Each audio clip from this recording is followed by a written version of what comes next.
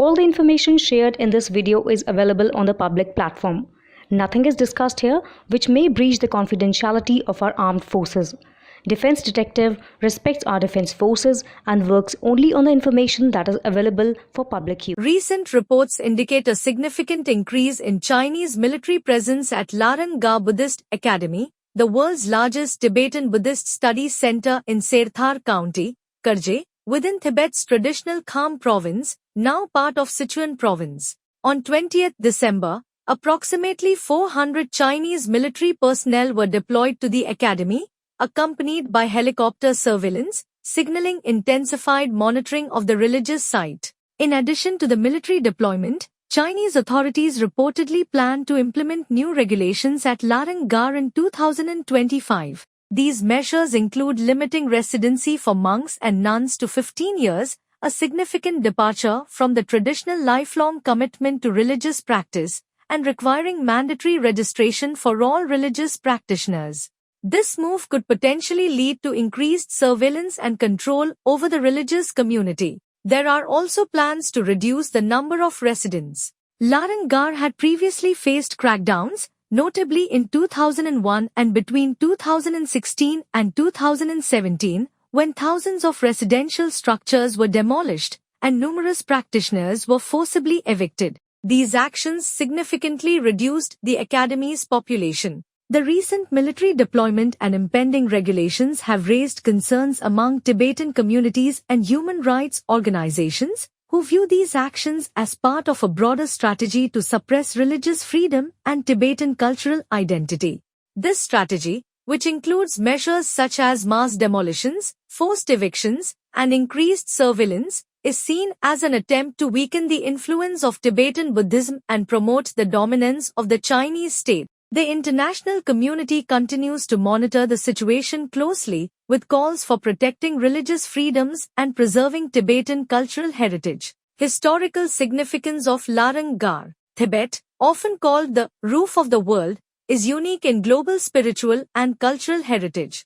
Its monasteries, prayer flags, and serene landscapes symbolize centuries of spiritual devotion and resilience. Among these sacred sites, Larang Gar, a sprawling Buddhist monastic community nestled in the remote Garje Tibetan Autonomous Prefecture, has emerged as a beacon of Tibetan culture and religious practice. Founded in 1980 by the late Khenpo Zigme Phuntsok, Larang Gar was established as a center for Tibetan Buddhist education and meditation. Unlike traditional monasteries, it welcomed monks, nuns, and lay practitioners from diverse backgrounds, fostering a unique blend of inclusivity and scholastic rigor that is now under threat. Over the decades, Larang Gar grew into the world's largest Buddhist institute, with thousands of residents and visitors drawn to its spiritual teachings. For Tibetans, Larang Gar is more than just a religious site, it symbolizes cultural identity and resilience. The institute has played a crucial role in preserving the Tibetan language,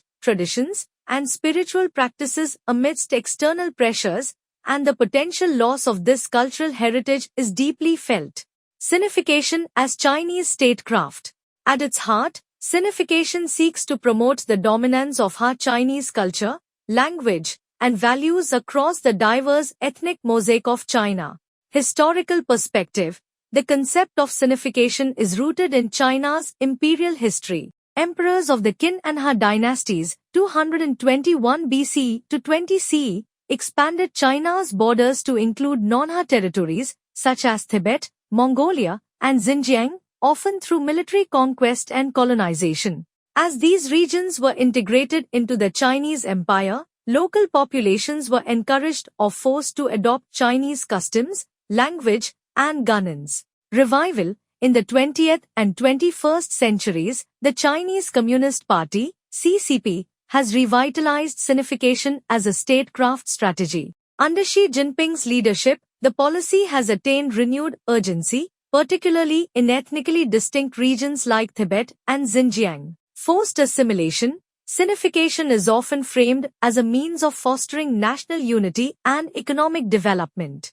By promoting the Chinese language and culture, the state aims to create a shared sense of belonging and erase historical divisions between Han and non-Han groups.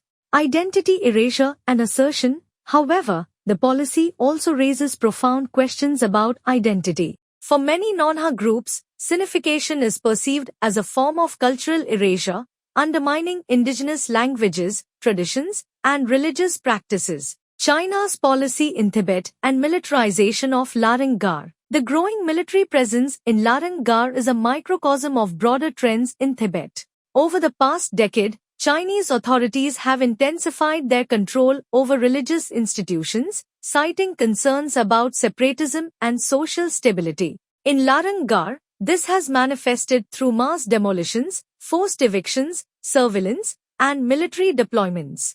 Mass demolitions and forced evictions. In 2016, Chinese authorities launched a large-scale campaign to downsize Larang Gar, citing overcrowding and safety concerns. Bulldozers razed thousands of homes, displacing monks, nuns, and lay practitioners. Surveillance and military presence. In addition to physical restructuring, the Chinese government has ramped up surveillance in Larang Gar. High-tech cameras, facial recognition systems, and checkpoints have transformed the area into a heavily monitored zone. Military personnel conduct regular patrols, further intimidating the remaining residents.